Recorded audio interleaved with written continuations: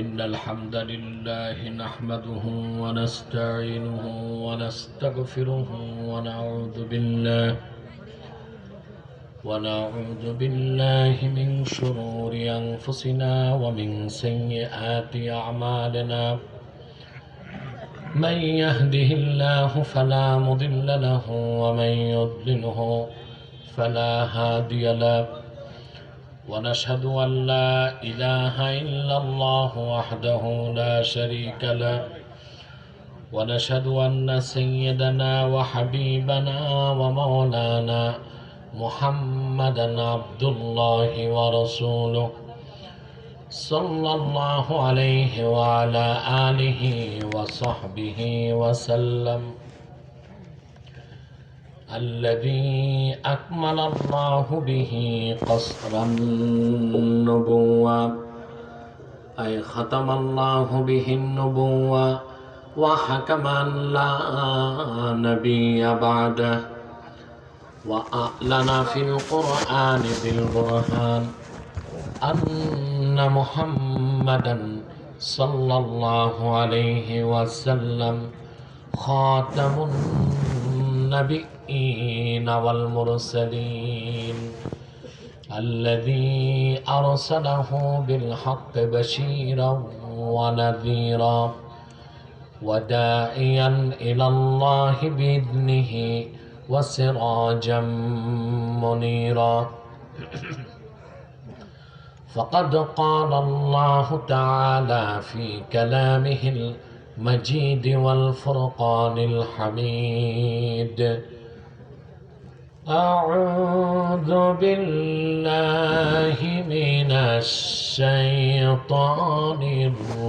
الرجيم بسم الله الرحمن الرحيم الذين يؤمنون بالغيب ويقيمون الصلاة ومما رزقناهم ينفقون والذين يؤمنون بما أنزل إليك وما أنزل من قبلك وبالآخرة هم يوقنون صدق الله العظيم وصدق رسوله النبي الحبيب الكريم ونحن على ذلك من الشاهدين والشاكرين والحمد لله رب العالمين إن الله وملائكته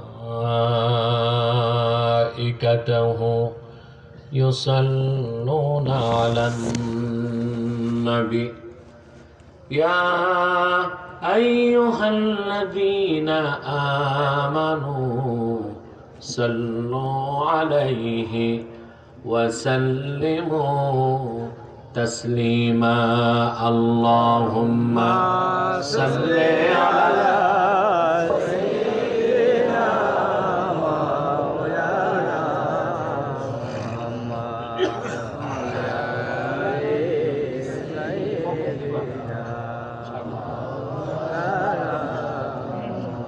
زبان کھلے پڑھون اللہم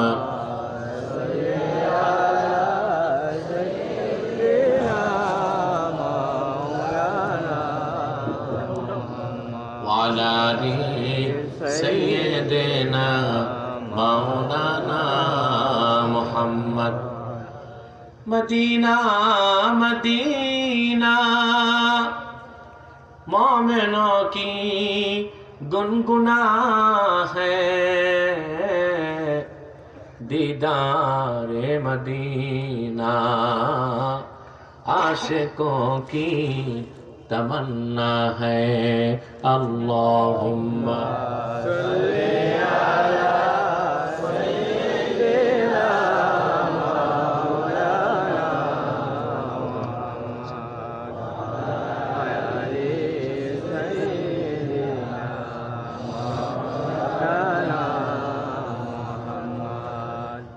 मदीने की हवा से जन्नती बू आती है, खाके पाके मदीना में नूरे जन्नत चमकती है। अल्लाहुम्मा सल्ले अला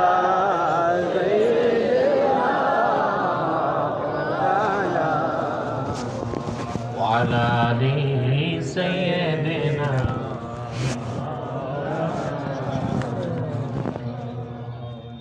मुहम्मदुन रसूलुल्लाह सल्लल्लाहु अलैहि वसल्लम खतमल्लाहु बिहिन नुबुव्वा व हकमन ला नबिय्य बअदहु बलगल उला बिकमालिही हसनत जमीउ खिसालिही बलगल उला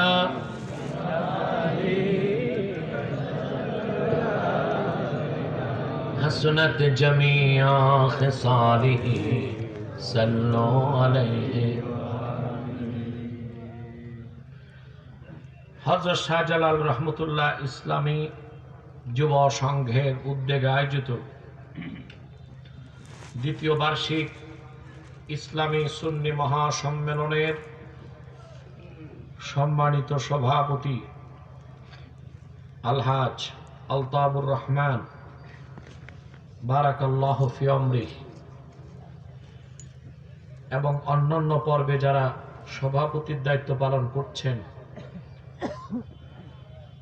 জনাব মন্তেশ্বর আলী এবং ফিরোজউদ্দিন, উপস্থিত উলামায়ে কেরাম, তুলাবায়ে ইজাম, চরম ব্যস্ততার মধ্যেও বিভিন্ন প্রান্ত থেকে ছুটে আসা আমার দিন দরদি মুসলমান ভাই বন্ধুগণ, সকলকে অন্তরের অন্তঃস্থল থেকে জ্ঞাপন করছি মুবারক। সবটুকুন শুকরিয়া আল্লাহ সুবহানাহু ওয়া তাআলার জন্যে, যিনি আজকের এই বরকতপূর্ণ মাহফিলে আমাদেরকে আসার বসার তৌফিক দয়া করে ভিক্ষা দান করেছেন। সেজন্য আসুন আমরা সকলে একবার অবনত চিত্তে হৃদয়ের আবেগ অনুভূতি উজাড় করে সমবেত কণ্ঠে সিংহের মতো গর্জন করে একবার বলি আলহামদুলিল্লাহ।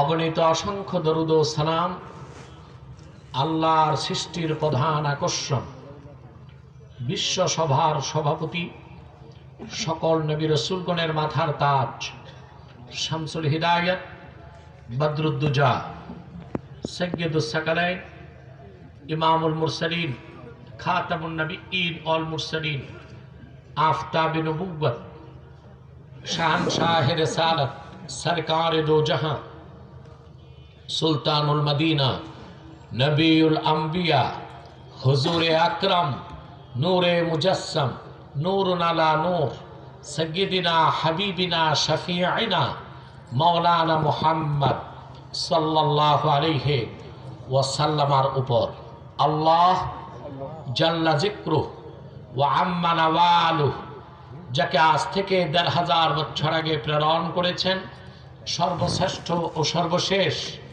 নবী ও রাসূল হিসেবে, যার পরে আজ পর্যন্ত পৃথিবীতে অবশ্যই কোনো প্রকার নবী কিংবা রাসূল অবশ্যই আসে নাই, অবশ্যই এখনো নাই, অবশ্যই কিয়ামত পর্যন্ত আসবে না। সম্মানিত সুধী,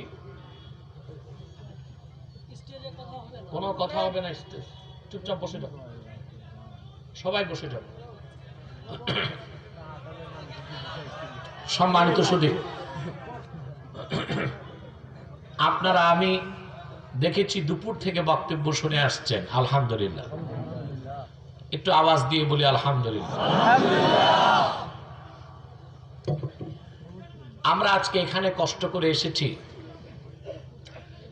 ইহকালীন কল্যাণ এবং পরকালীন মুক্তির জন্য, সর্বোপরি সফলতার জন্য। ঠিক কিনা? প্রতিটি মানুষ পৃথিবীতে সফলতা চায়, কেউ আখেরাতের পথে, কেউ দুনিয়ার পথে। মানুষ তো মানুষ, অনেক ইতর প্রাণী, নিচু প্রাণীও সফলতা চায়। আপনারা দেখেন একটি বাবুই পাখি সুনিপুণ দক্ষতায় তার ঘর তৈরি করে, সেক্ষেত্রে সে সফল। একটি বিড়াল গাছে ওঠার চেষ্টা করে, একবার দুবার পারে না, বারবার চেষ্টা করে, ঠিক কিনা? প্রতিটি সৃষ্টি সফলতা চায়। সৃষ্টি জগতে সবচেয়ে সফল হলো মানুষ। প্রকৃতপক্ষে সেই সফলতা কোন পথে তা আমাদের জানা নেই। আল্লাহ পাক প্রকৃত সফল কারা, ইহকালে এবং পরকালে, সেই কথাগুলো সূরা বাকারার শুরুতে আলোচনা করেছেন। আলহামদুলিল্লাহ বলে খুব সংক্ষেপে যে দুটো আয়াত আমি তেলাওয়াত করেছি, এই দুটো আয়াতকে কেন্দ্র করে নির্ভরযোগ্য মুফাসসির এবং মুহাদ্দিসগণের দৃষ্টিকোণ থেকে কিছু কথা আপনাদের সামনে তুলে ধরার চেষ্টা করব। যদি আমার মালিক আল্লাহ পাক আমাকে এবং আপনাদেরকে তৌফিক ভিক্ষা দান করেন, বলুন আল্লাহুম্মা আমিন। ভূমিকাতে আমি একটি কথাই বলবো, আপনারা এখানে যারা এসেছেন, আসার পেছনে পার্থিব, জাগতিক, সামাজিক, রাজনৈতিক কোনো স্বার্থ নেই, ঠিক কিনা ভাই? আমরা এসেছি একমাত্র আল্লাহ তার হাবিবের সন্তুষ্টি অর্জন করার জন্য। সে কারণে আমরা হেঁটে এসেছি, প্রতি কদমে আল্লাহ পাক আমাদের 10টি নেকি দান করেছে। এখানে বসে আছি, প্রতি শ্বাসে 10টি করে নেকি লাভ করছি। আলহামদুলিল্লাহ।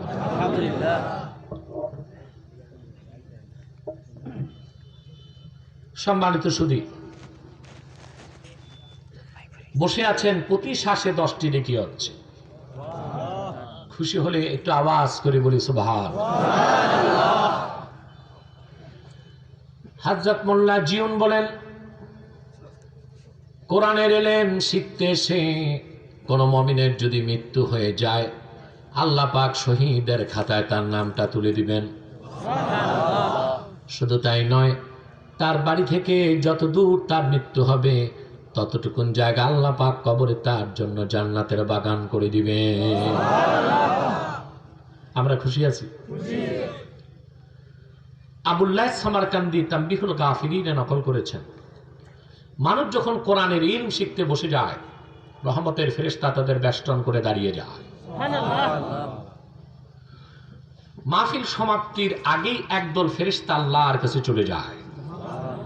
আল্লাহ পাক বলেন, তোমরা কোথা থেকে এসেছো? তারা বলেন, আল্লাহ, তোমার একদল বান্দা এলমে দ্বীন শিখছে, সেখান থেকে আসলাম। আল্লাহ পাক বলেন, যারা ইলমে দ্বীন শিখার জন্য বসে আছে, ফাইয়ু শাইইন ইয়াতলুবুন, তারা কি চায় আমার কাছে?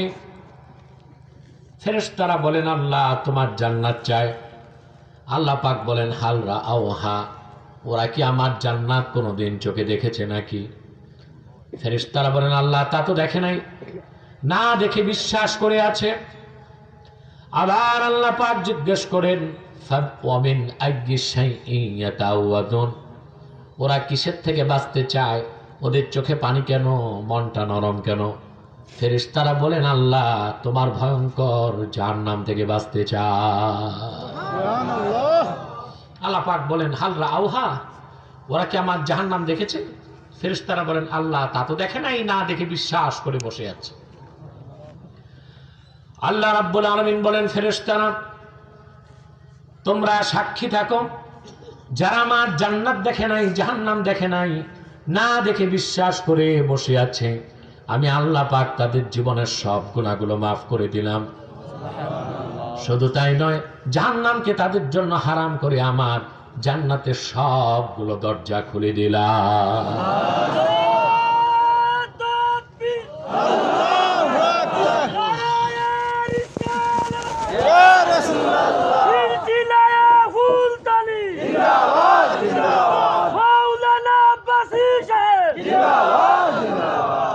আল্লাহ কবুল করুন, আল্লাহ মঞ্জুর করুন, বলুন আল্লাহুম্মা আমিন। আমরা তাহলে খুশি আছি সবাই? আমরা খুশি, আমাদের মালিক খুশি, মাখলুকাত খুশি, কুল কায়নাত খুশি, সব খুশি। শুধু বেজার শয়তান। শয়তান বেজার, তার চেলা চামুন্ডারাও বেজার, আর আমি আর সাথে আর একটু বেশি বেজার। শয়তানের সব চেষ্টা ব্যর্থতায় পর্যবসিত হয়েছে। এখন একটি চেষ্টা বাকি আছে, কোন রকম মুনাজাতের আগে উঠানো যায় কিনা। আমরা এক নিয়ত করে শয়তানের নাপাক গালে একটা চপেটাঘাত করতে চাই। আমরা নিয়ত করছি, আমরা কোরআন কারীম থেকে যে কথাগুলো শুনছি, এই ব্যাখ্যা শুনে নিষ্পাপ বেহেশতি আল্লাহওয়ালা হয়ে বাড়ি যেতে চাই। কারা কারা হাত তুলে আল্লাহ রাব্বুল আলামিনকে দেখা।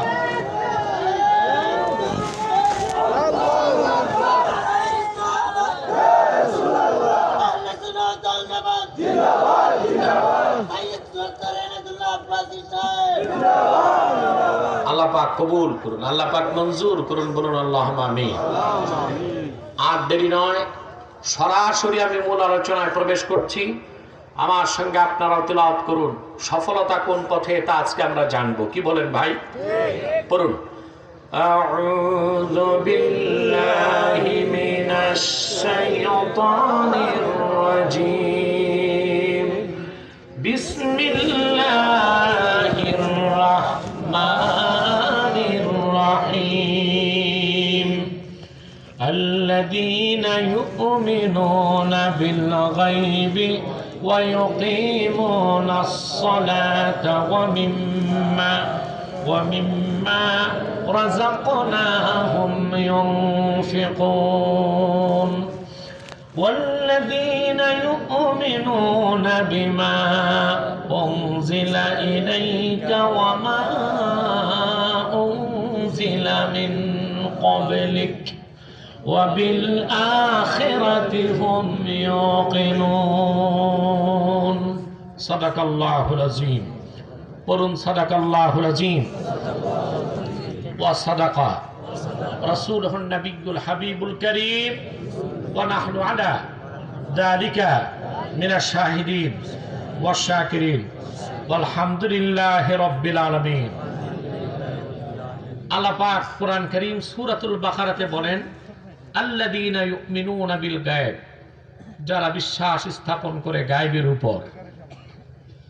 কিসের উপর? অর্থাৎ যারা ঈমান আনে। কি আনে? যারা বিশ্বাস স্থাপন করে ঈমান আনে গায়বের উপর। গায়ব কাকে বলে?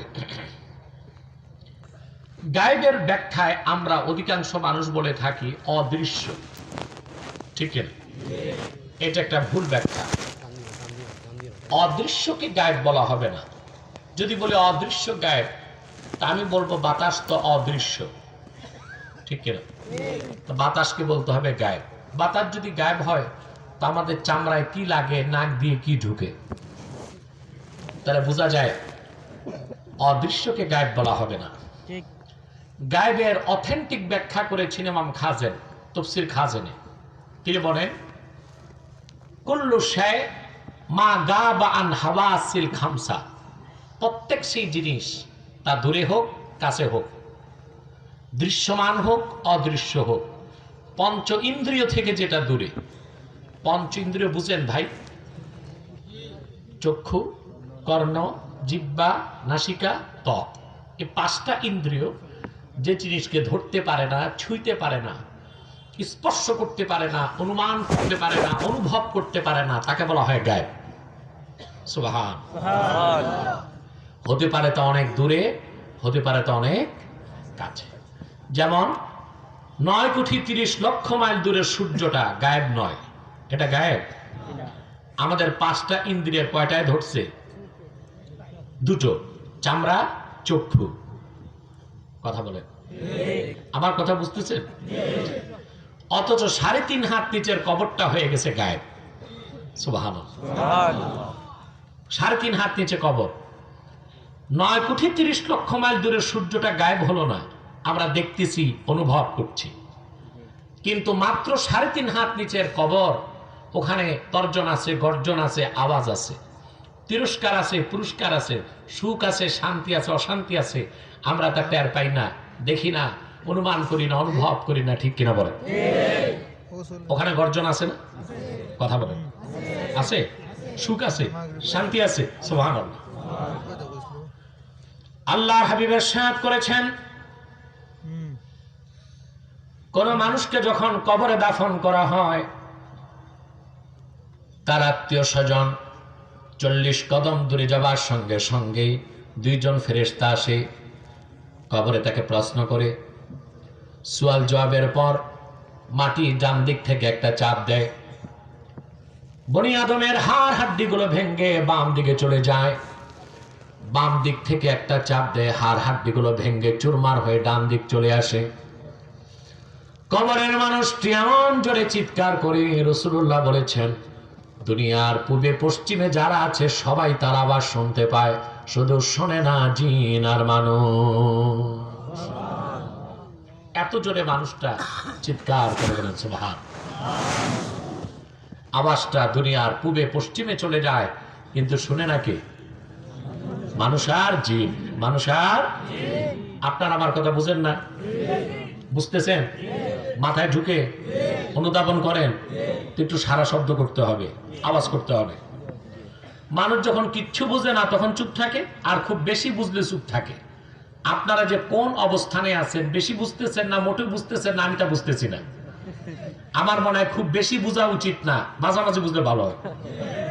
কি বলেন? সম্মানিত শুধু কি বলছে? ক্যামেরা ক্যামেরাগুলো তো থাকবেই। কেউ ইউটিউবে দেখায়, কেউ নিজে রেকর্ড করে। আপনাদের একটু কষ্ট করেই বসতে হবে। আর আমি দেখতে পাচ্ছি অনেক বড় প্যান্ডেল আপনাদের, কিন্তু আলহামদুলিল্লাহ কোরআনের ইজ্জতে কানায় কানায় পূর্ণ হয়ে হাজার হাজার লোক ডানে বামে দাঁড়িয়ে আছে, বসার জায়গা পাচ্ছে না। আমি কিচ্ছু না। যদি কেউ মনে করে আমার জন্য মানুষ এসেছে, তার চেয়ে বড় পাগল পৃথিবীতে নাই।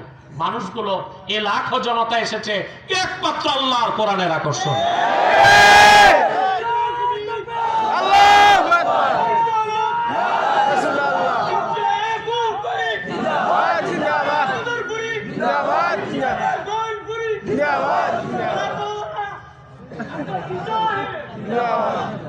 আল্লাহ কবুল করুক, আল্লাহ মঞ্জুর করুক, বলুন আল্লাহুম্মা আমিন।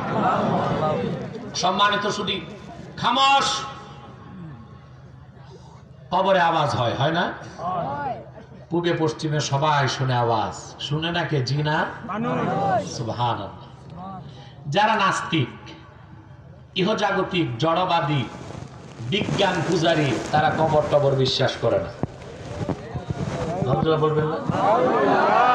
জান্নাত বিশ্বাস করে না, জাহান্নাম বিশ্বাস করে। কেন? ওদের সূত্র হলো সিইং ইজ বিলিভিং। যা দেখি তা বিশ্বাস করি, যা দেখি না তা বিশ্বাস করি না। আর আল্লাহ বলেছেন ঈমান আনতে গায়বের উপর, অর্থাৎ যা দেখা যায় না, শোনা যায় না, অনুমান করা যায় না, অনুভব করা যায় না। সুবহানাল্লাহ। আজকে গায়বটা বোঝার চেষ্টা করি। কি বলেন? একটি শব্দের ব্যাখ্যাও যদি শিখে বাড়ি যায়, মাহফিলটা কাজে আসবে। আর আপনারা সারা রাত ওয়াজ শোনেন। আজকে সারা রাত কিনা আমি জানি না, মধ্যরাত। সারা রাত আপনারা ওয়াজ শুনেন, ফজরের সময় সিন্নির পোটলা নিয়ে বাড়ি যান। বউ জিজ্ঞেস করে কি কইছে হুজুর, রাখো কিচ্ছু মনে নাই, শুধু মজা লাগছে। এতে লাভ আছে? আমাদের এখানে আসার অর্থ একটি মেসেজ নিয়ে যাব কোরআন থেকে। ঠিক না? নাস্তিকদের সূত্র, তারা গায়বকে বিশ্বাস করে না। এই জন্য জান্নাত, জাহান্নাম, পুলসিরাত, কবর, হাসর এগুলো কিচ্ছু তারা বিশ্বাস করে না। কারণ ওদের বিশ্বাস যা দেখি তা বিশ্বাস করি, যা দেখি না তা বিশ্বাস করি না। আমি বলবো বিজ্ঞান ও নাস্তিকের এই সূত্রের চেয়ে বড় গাঁজাখুরি আর কোনো সূত্র নাই। কারণ আমরা আল্লাহর সৃষ্টি জগতে দেখতে পাই এমন অনেক বিষয় আছে যা চোখে দেখি চরম মিথ্যা, আবার এমন অনেক জিনিস আছে যা চোখে দেখি না চরম সত্য।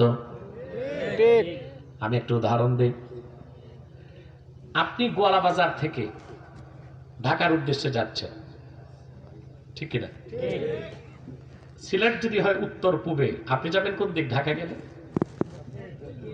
দক্ষিণ পশ্চিম, ঠিক কিনা? 100 কিলোমিটার গতিতে গাড়ি দৌড়াচ্ছে ঢাকার দিকে, আপনি যাচ্ছেন দক্ষিণ পশ্চিমে। ডানে বামে তাকিয়ে দেখবেন দুই পাশের গাছগুলো রাস্তা 100 কিলোমিটার গতিতে উত্তর পূর্বে দৌড়াচ্ছে। অর্থাৎ আপনি দৌড়ান ঢাকা, গাছ দৌড়ায়। যা দেখলেন তাই যদি বিশ্বাস করতে হয়, তাহলে বিশ্বাস করতে হবে আমি দৌড়াই ঢাকা, গাছ দৌড়ায় সিলেট। ঠিক। আবার আল্লাহ না করুন আপনি বাড়ি যেয়ে দেখছেন আপনার বউ পালায় গেছে, আল্লাহ মাফ করুন। মনে এমন ব্যথা পাইলেন সিআরবি অ্যাটাক, মরে গেছে। এই যে ব্যথা পাইলেন, এটা দেখা যায়? কথা বলি, এক্স-রেতে, সিটি স্ক্যান, এমআরআই, কোনো কিছুতে দেখা যায় না। কিন্তু ব্যথা কত শক্তিশালী, গুলি করে মানুষ মারা যায় না, কিন্তু ব্যথায় মানুষটা মারা গেছে। যা দেখি না তা চরম সত্য। এই যে সপ্তাহখানিক হয় বাংলাদেশ কিসের জন্য জিতলো? ক্রিকেট। এটাকে বলেছে অনূর্ধ্ব 19 নাকি? সারা দেশ আনন্দে মাতোয়ারা। এই যে আনন্দ, এটা দেখা যায়? কথা বলে। কিন্তু আনন্দে সারা দেশ উত্তাল। কথা বলে। একটি টর্নেডো, একটি সুনামি, একটি তুফান যেভাবে দেশকে উত্তাল করে, এই যুবকদের বিজয় দেশকে সেভাবে উত্তাল করেছে। অথচ এটা চোখে দেখা যায় না। আমি যতটুকু জানি বাংলাদেশ প্রথম আইসিসি ট্রফিতে জিতেছে 1997 সালে। খেলাটা হয়েছিল মালয়েশিয়াতে। বাংলাদেশ যখন আইসিসিতে জিতলো, খুশির চোটে দুই বাংলাদেশি স্টেডিয়ামে হাসতে হাসতে মারা গেছে। পাগলের বাচ্চা আর কারে। কিন্তু এমন খুশি পাইছে হাসতে হাসতে দুইজন। কি এই যে খুশি, এটা দেখা যায়? কথা বলেন। তাহলে অনেক কিছু দেখা যায় তা চরম মিথ্যা, অনেক কিছু দেখা যায় না তা চরম সত্য। আল্লাহ রাব্বুল আলামিন যা কিছুকে গায়েব বলেছেন, না দেখে ওই সব কিছু বিশ্বাস করতে হবে। যদিও দেখা যায় না, যেহেতু আল্লাহ পাক বলেছেন মুহাম্মদ সাল্লাল্লাহু আলাইহি ওয়াসাল্লামের মাধ্যমে, না দেখে ওই সব কিছুকে আমরা যুক্তি প্রমাণ ছাড়া বিশ্বাস করি। এর নাম ঈমান বিল গায়েব। ঠিক কি? এর নাম ঈমান বিল গায়েব। কবরটা গায়েব, তর্জন গর্জন আওয়াজ কিচ্ছু আমরা পাই না। পাই? আওয়াজ আছে? নিচে আছে তো। রাসূলুল্লাহ বলেছেন মানুষকে যখন মাটি চাপ দেয়, ডান দিকের হাড্ডিগুলো বাম দিকে আসে, বাম দিকের গুলো ডান দিকে যায়। সুবহানাল্লাহ। পূর্বে পশ্চিমে সবাই শুনতে পায়, শুধু শুনে না মানুষ আর জিন। সুবহানাল্লাহ।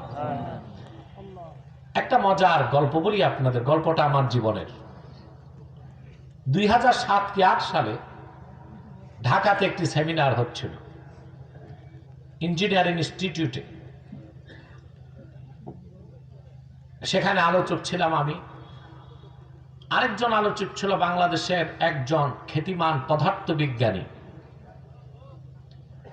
আলোচনার শেষে বাংলাদেশ বুয়েটের কিছু ছাত্রছাত্রী ছিল সেখানে, পর্দায় ছিল ছাত্রীরা। প্রশ্ন করলো বিজ্ঞানীকে, পদার্থবিজ্ঞানীকে, স্যার শুনি কবরে নাকি আওয়াজ হয়, গর্জন হয়, তর্জন হয়, তা আমরা শুনি না কেন? এখন বিজ্ঞানী তো পদার্থবিজ্ঞানের প্রফেসর, পদার্থবিজ্ঞানের বইগুলো তিনি লিখছে বাংলাদেশ স্কুল কলেজে। তিনি কোনো জবাব তেমন দিতে পারলেন না। আলহামদুলিল্লাহ জবাবটা আমার কাছ থেকে এসেছে। আমি বলেছি কবরের আওয়াজ মানুষ শুনবে না, এটাই যৌক্তিক এবং সায়েন্টিফিক। সুবহানাল্লাহ। পদার্থবিজ্ঞানের সূত্র হলো শব্দ।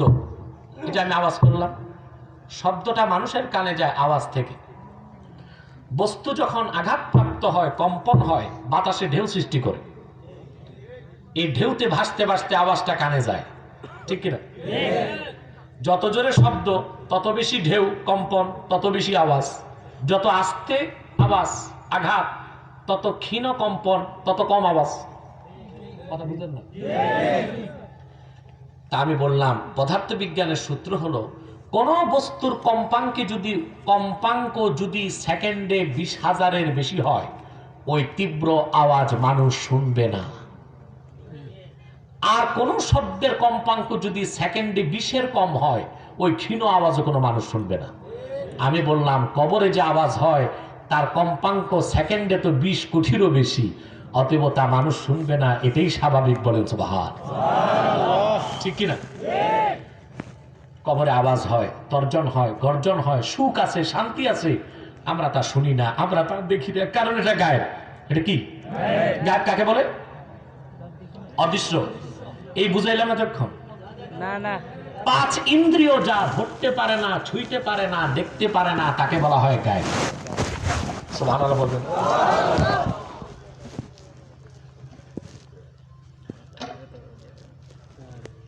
তোমরা স্টেজে কথাটা বন্ধ রাখো, আর একবার স্টেজে উঠবে নাকি?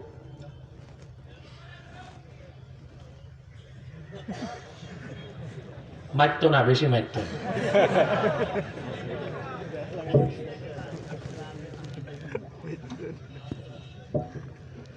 আরে ভাই, যারা দাঁড়ায় আছো তাকে ঠ্যাঙ্গর জোর আছে, আর বসবেই বা কোথায়? জায়গাও তো নাই।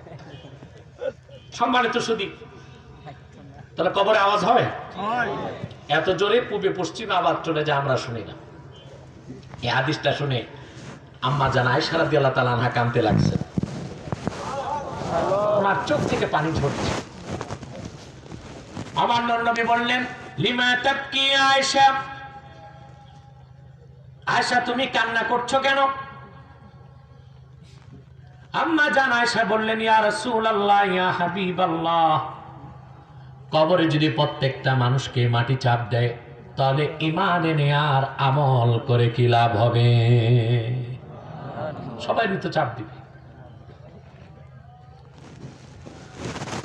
আমার নবী জবাব দিলেন, রে আয়েশা, আমার ঈমানদারের জন্য কোনো ভয় নাই, কোনো চিন্তা নাই। তার জন্য মাটি হয়ে যাবে কা উম্মতি শাফাকা ইয়াশকু আলাইহা ইবনু হাসাগীরুস সুদা।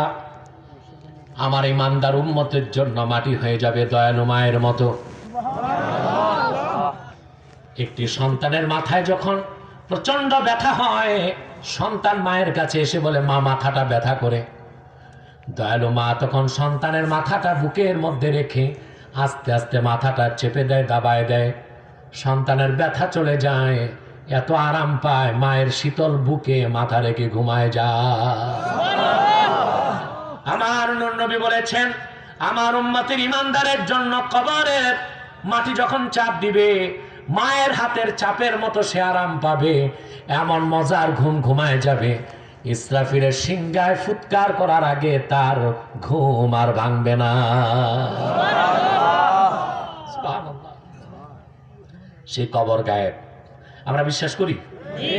তর্জন করছেন দেখি, দেখি না বলেই গায়েব, শুনি, শুনি না বলে গায়েব, অনুমান করতে পারি, পারি না বলেই গায়েব। সুবহানাল্লাহ।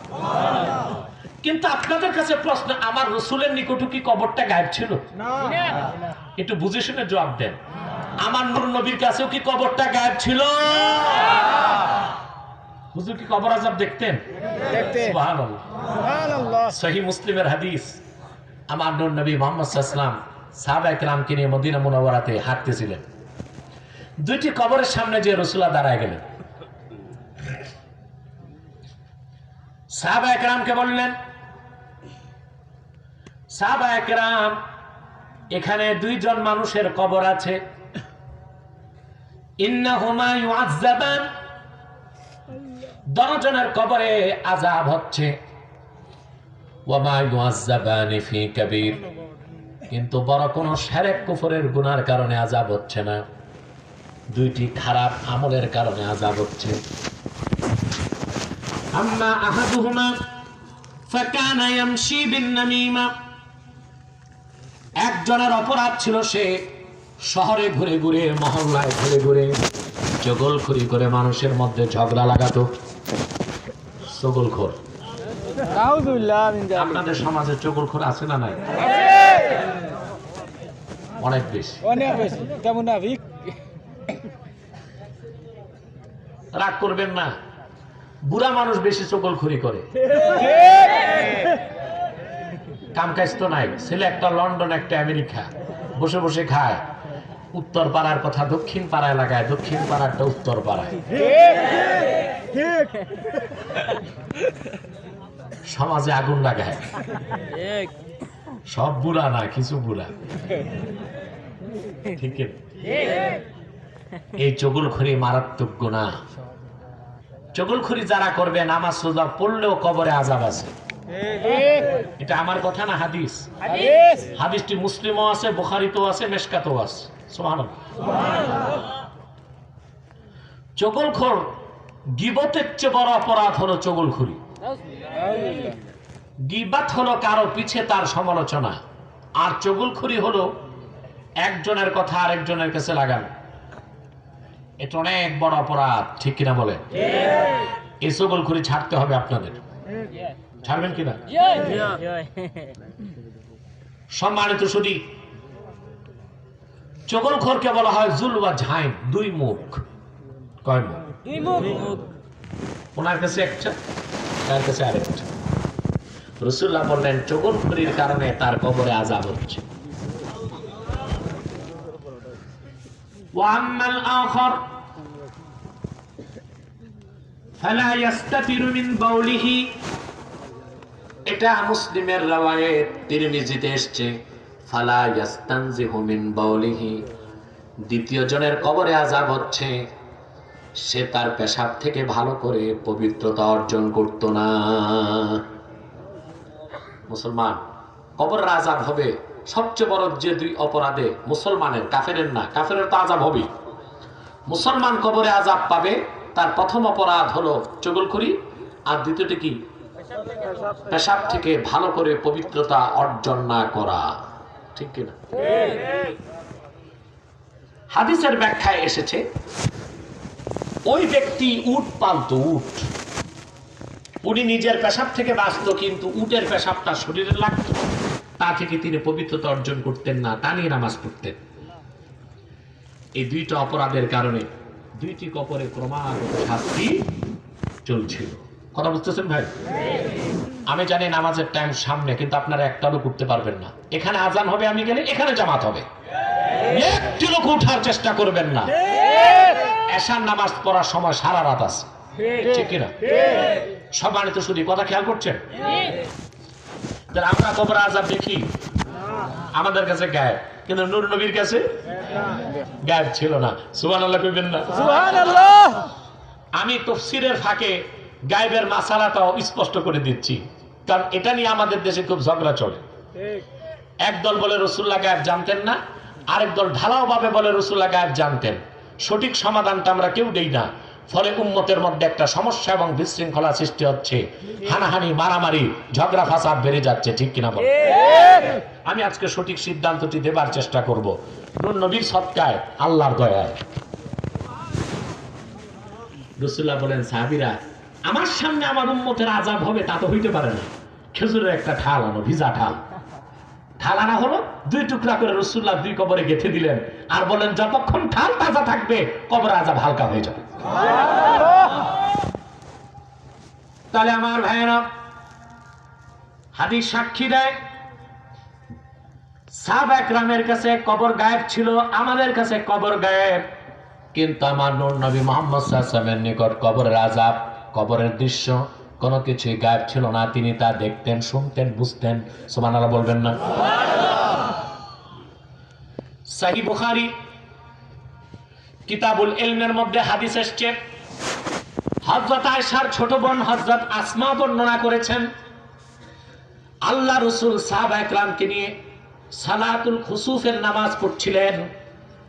এমন সময় আমি যে নামাজের মধ্যে দাঁড়ালাম, রাসূলুল্লাহ নামাজ শেষ করলেন, খুতবাতে আল্লাহর প্রশংসা করলেন, তারপর বললেন, সাহাবীরা শোনো, আমি মদিনা মুনাওয়ারার এই জায়গা থেকে এমন কিছু জিনিস দেখতে পাচ্ছি, পূর্বে যা দেখি নাই সব দেখতে পাচ্ছি। হাত্তাল জান্নাতি ওয়ান নার, এই মদিনার মাটি থেকে দাঁড়িয়ে আমি আল্লাহর জান্নাতও দেখেছি, জাহান্নামও দেখেছি। তাহলে জান্নাত আমাদের নিকট গায়েব, জাহান্নাম গায়েব, কিন্তু আমার নূর নবীর নিকট একটাও গায়েব ছিলেন না। তাহলে কি বোঝা যায়? তোমার আমার নিকট যেটা গায়েব, রাসূলুল্লাহর নিকট সেটা গায়েব ছিল না।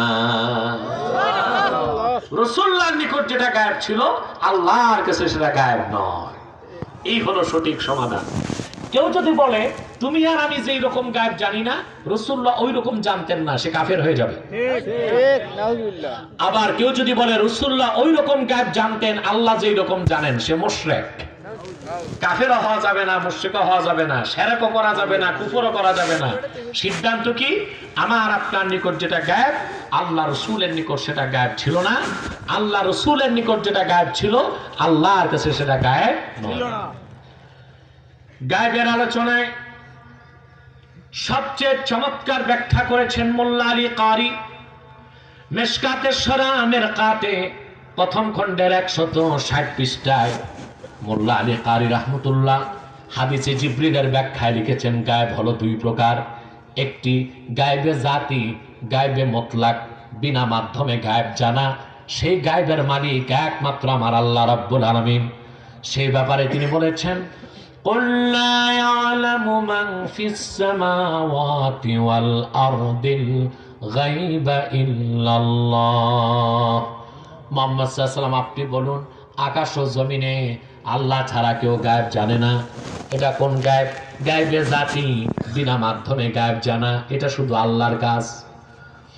আরেকটা গায়েব হলো গায়েবে এজাফি, কোন মাধ্যমে গায়েব জানা। ওই রকম গায়েব আমার নূর নবী জানতেন। সুবহানাল্লাহ বলবেন না? সুবহানাল্লাহ। আল্লাহ জানালে হুজুর জানতেন, সেটাও গায়েব। এই জন্য সেটা রাসূলের নিকট গায়েব ছিল না, সবার নিকট গায়েব। ঠিক কি না? সেই হিসেবে কি গায়েব? সুবহানাল্লাহ বলবেন না? সুবহানাল্লাহ। ওই রকম গায়েব আল্লাহ তার রাসূলকে কতটুকু দান করেছিলেন ইলম। সুবহানাল্লাহ। আল্লাহ পাক কোরআন কারীমে বলেন, আর রহমানু আল্লামাল কুরআনা খালাকাল ইনসানা আল্লামাহুল বায়ান। এই আল্লামাহুল বায়ানের ব্যাখ্যায় বিশিষ্ট মুফাসসির ইমাম বাগাবী মালিমুত তানজিলের মধ্যে লেখেন, ইয়ানি মুহাম্মাদান সাল্লাল্লাহু আলাইহি ওয়াসাল্লাম ইলমা মা কানা ওয়া মা ইয়াকুন। আল্লাহ পাক বলেছেন, আমি আমার রাসূল মুহাম্মদ সাল্লাল্লাহু আলাইহি ওয়াসাল্লামকে ইলম দান করেছি। কেমন, কি রকম ইলম? সুবহানাল্লাহ। জগৎ সৃষ্টির শুরু থেকে শেষ পর্যন্ত যা কিছু ঘটেছে আর ঘটবে তার সব কিছুর ইলম আল্লাহ পাক তার দোস্ত মুহাম্মদ সাল্লাল্লাহু আলাইহি ওয়াসাল্লামকে জানাই দিয়েছেন। আমরা গায়েবের ব্যাখ্যা শুনলাম, ঠিক কিনা? ঈমান বিল গায়েব। প্রথম কি? ঈমান বিল গায়েব। না দেখে বিশ্বাস করতে হবে, না দেখে বিশ্বাস করতে হবে। আমি আগেই বলেছি, অনেক কিছু দেখি তা চরম মিথ্যা, অনেক কিছু দেখি না তা চরম সত্য। যেমন আমার আল্লাহ, ওনাকে দেখি না, কিন্তু সৃষ্টি যতটুকু সত্য ও বাস্তব, তার চেয়ে বেশি বাস্তব এবং সত্য স্রষ্টা আমার আল্লাহ রাব্বুল আলামিন। ঠিক কিনা? আল্লাহু আকবার।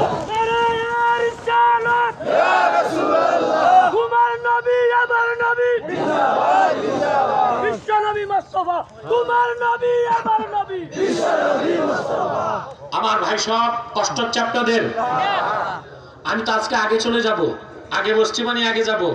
দিয়ে যাচ্ছে আমার হাতে গড়া ছাত্র মুফতি আহমদ হাসান গাজীপুরীকে। আলহামদুলিল্লাহ সুরলীল কণ্ঠে ওয়াজ শোনাবে আপনাদেরকে। বলেন আল্লাহুম্মা আমিন।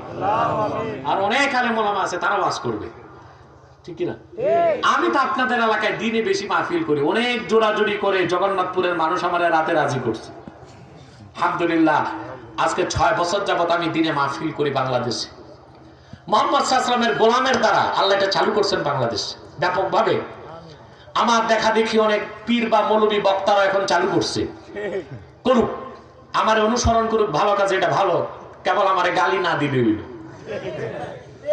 ঠিক কিনা? সম্মানিত সুধী, তাহলে কথা খেয়াল করছেন? গায়েব বুঝতেছেন? চোখে না দেখে বিশ্বাস করতে হবে, অনুমান না করে বিশ্বাস করতে হবে। সুবহানাল্লাহ।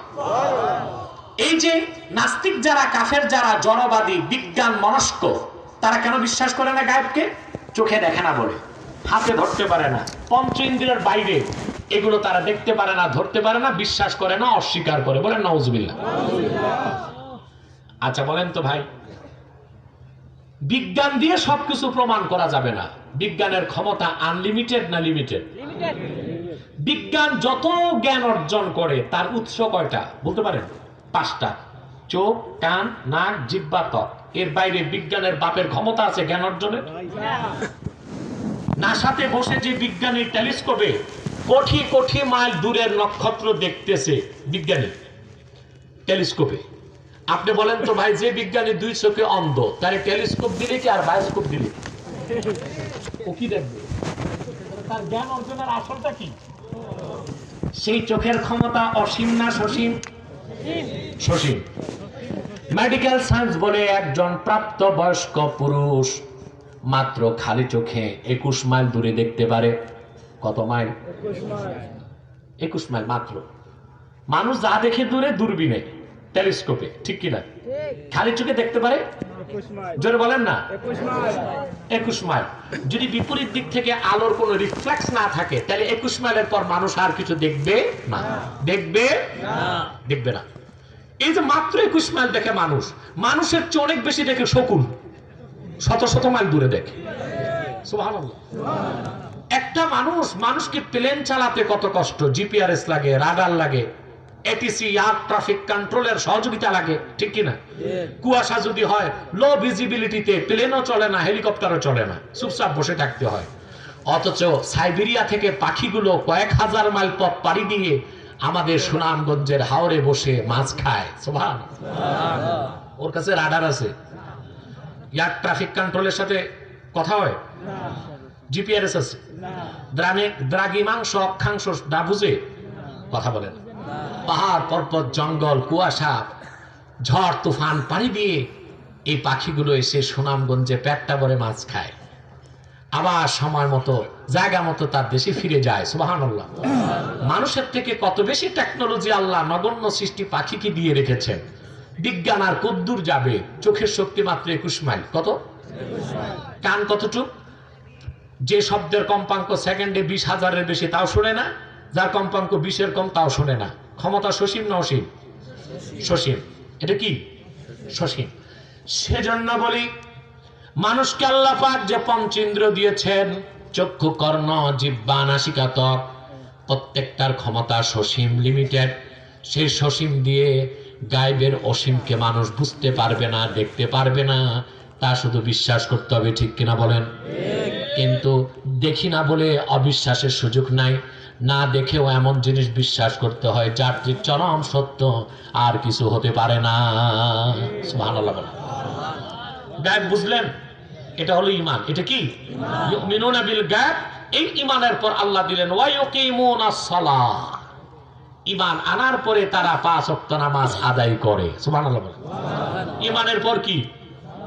নামাজ। এই যে ইউমিনুনা বিল গায়ব, এটা ঈমান। ওয়া ইউকিমুনাস সালাহ, এটা ইসলাম।